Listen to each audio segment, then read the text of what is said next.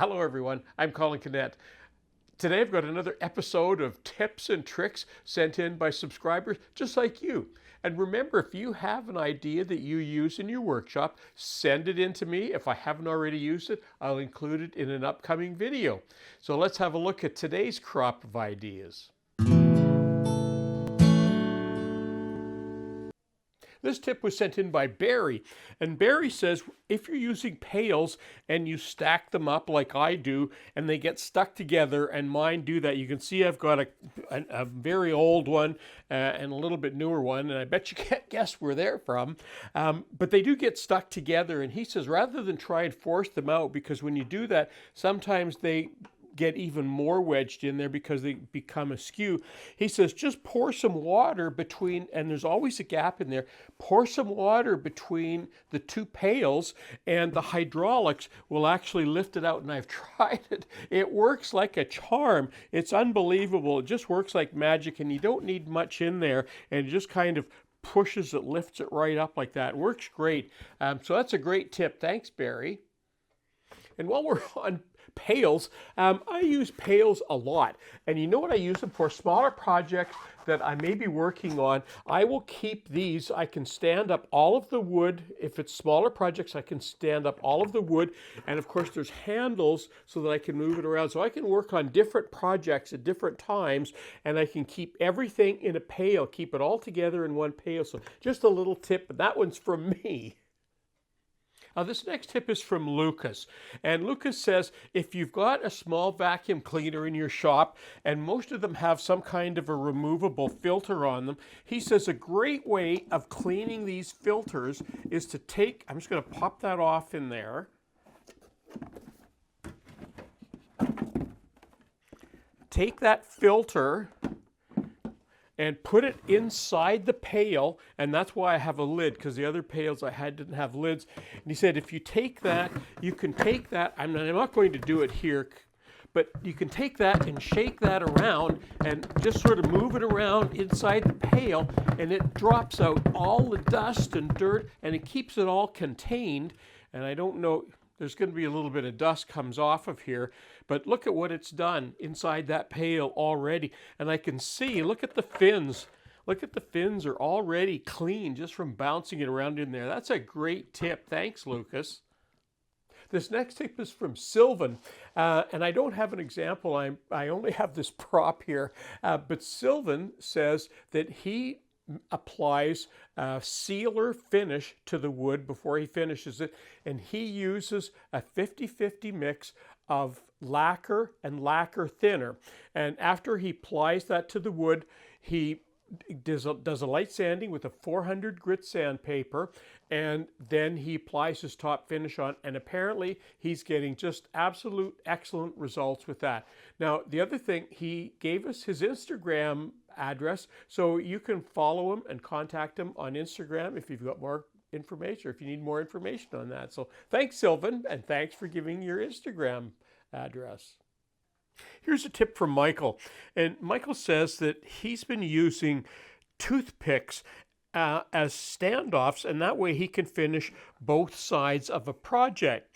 But let me tell you, he didn't tell me which toothpicks he's using, and as you know, there's a couple of different kinds. There's this kind here, and then there's another kind that's pointed on both sides. What he did say is he clips the top of the pointed side off, so maybe he clips off one side and puts them in the hole. But look, you can do that, and that works just fine. Toothpicks are good. The one thing that I have heard people complain about is that sometimes, because they're wood, they'll tend to absorb some finish, so that when you're putting something on there, it can leave little spots on there. So here's another tip, and that goes along with Michael's tip.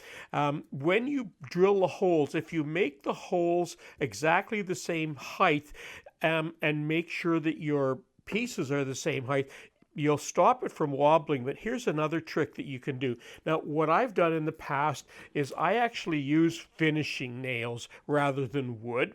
And the pros and cons are some finishes you can end up with a tiny bit of rust. So, that's one of the trade-offs of wood to steel. But the other thing is when you drill the holes, if you if you try and think of thirds, I need to put this upside down because as you can see, I have the points on the top. And if you make it so that it's a triangle, when you put your piece on there, it will almost always sit just perfectly as long as it's flat. And look, it doesn't move around, it doesn't wobble. When you put more pieces in there, there's a chance that it can wobble. But if you only have three, just like a three-legged stool, it keeps it actually from moving around, and there's less pieces that have to touch. So lots of really good ideas there. Thanks, Michael, for reminding us about using the toothpicks. That's a great idea. And if you don't have toothpicks handy, you can make a little stand and use finishing nails. This tip comes from Larry, and Larry suggests using ziploc bags to help organize things. Well, Larry, you and I think exactly the same, and today everybody's going to see something I've never shown on video before. These are my overflow boxes for screws and nuts and bolts. Look at this. I use Ziploc bags. I even reuse Ziploc bags from other places. Look at that. Ziploc bags, and you're absolutely right. It's a great way to keep things organized. I keep my nuts and bolts in different bags, different sizes, and I even use some packaging that comes with, if I can get that out of there, some packaging that comes with some nuts and bolts. So I use that as well. But when I don't have that, Ziploc bags and even any old bag helps keep things together and organized, especially in my overflow box. So that's a great tip, Larry, and I use it myself. Here's a tip I have never seen before, and I love this. I don't know why we haven't thought of this before now, but look at Timothy uses a speed square for finding the center of a board. And here's how it works. This is just so great. So what you do, first of all, is you have to draw a reference line somewhere. So you do a reference line somewhere, and I'm using a felt pen so that you can see it. Then we take the square and line up right at the very end there, draw a line, a diagonal line like that, flip it over and draw another diagonal line, exactly realigned there, and look at that. Now I could have drawn that all the way, but there's the center of that board right there. That's brilliant. How easy is that? Quick and easy to use a speed square to find the center of a board. That's great. Thanks, Timothy. Well, that concludes my video for today. Lots of cool tips there, and you know, there's always some gems in there. People send me stuff, and I'm always amazed how much I can learn, and I'm happy to pass it along. So if you've got an idea, send it in to me, and if I haven't already used it, I'll put it into an upcoming video. I'm Colin Canet for Woodwork Web. Thanks for watching.